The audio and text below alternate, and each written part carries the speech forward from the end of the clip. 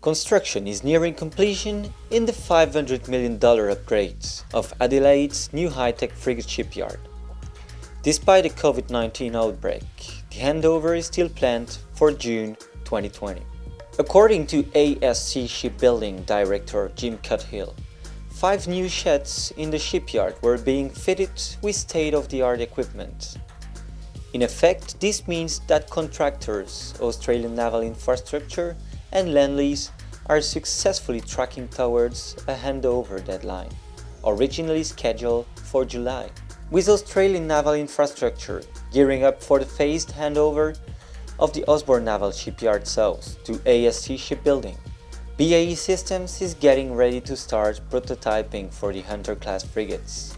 2 Arafura-class offshore patrol vessels are currently being built at Osborne, and the last of 3 air warfare destroyers built at Osborne was recently handed over to the Royal Australian Navy. Well, keep in mind that Defence Web TV has more than 1,400 videos on its YouTube channel, so please don't forget to subscribe and hit the bell here under to be informed of the latest defense and security news.